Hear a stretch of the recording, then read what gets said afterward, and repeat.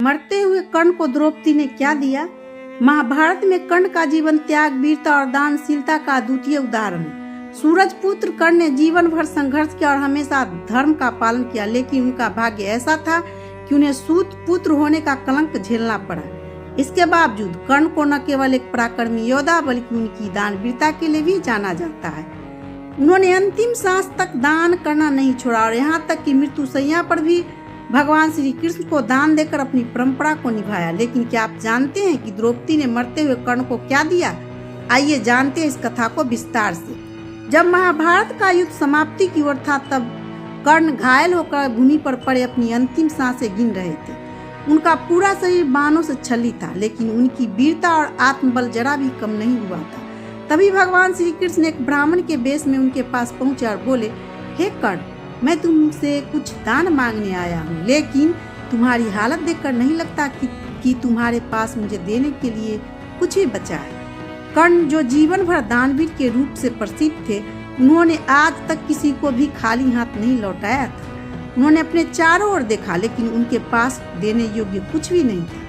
तभी उनकी दृष्टि अपने सोने के दांतों पर पड़ी। उन्होंने तुरंत पास पड़ा एक पत्थर उठाया और उससे अपने सोने के दांत तोड़ डाले। फिर उन्होंने वे दांत भगवान श्री कृष्ण को सौंपने के लिए बढ़ाया। भगवान श्री कृष्ण ने मुस्कुराते हुए कहा, हे कर्ण, यह दांत तो जूठा है। यह सुनकर कर्ण ने तुरंत अपने धनुष को जमीन में एक तीर मारा, जिससे पवित्र गंगा जल बाहर निकला। उन्होंने उससे अपने दांतों को गंगा जल से शुद्ध किया और फिर उन्हें भगवान श्री कृष्ण को भेंट कर दिया। कर्ण की इस अद्भुत दानवीरता को देखकर श्री कृष्ण अत्यंत प्रसन्न हुए और उन्हें कर्ण को 3 वरदान मांगने के लिए कहा। कर्ण ने अपने जीवन में हुए अन्याय को ध्यान में रखते हुए पहला वरदान यह मांगा कि अगले जन्म में वह ऐसे समाज में जन्म ले जहाँ उनके जैसे लोगों के साथ भेदभाव न हो और सबको समान अवसर मिले। दूसरे वर में उन्होंने मांगा कि वह उस राज्य में जन्म ले जहाँ भगवान श्री कृष्ण का शासन हो। और तीसरे वरदान में उन्होंने अपने अंतिम संस्कार के लिए ऐसी भूमि मांगी जो पाप मुक्त हो। तीसरा वरदान सुनकर भगवान श्री कृष्ण दुविधा में पड़ गए, क्योंकि इस संसार में कोई भी स्थान पूर्ण रूप से पाप मुक्त नहीं है। बहुत विचार करने के बाद उन्होंने स्वयं अपने हाथों पर कर्ण का अंतिम संस्कार किया।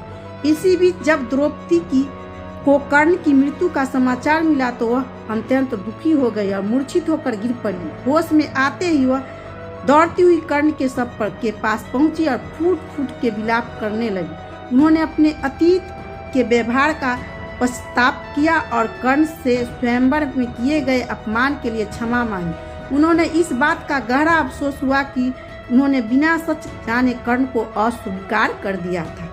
इस प्रकार कर्ण ने अपने जीवन की अंतिम घड़ी में भी अपनी महानता का परिचय दिया और उनकी दानवीरता को सदियों तक याद रखा गया। इस कथा से हमें यह सीख मिलती है कि सच्चे वीर कभी भी अपने सिद्धांत से विचलित नहीं होते और दान व त्याग का महत्व सबसे बड़ा होता है। जय श्री कृष्णा। राधे राधे।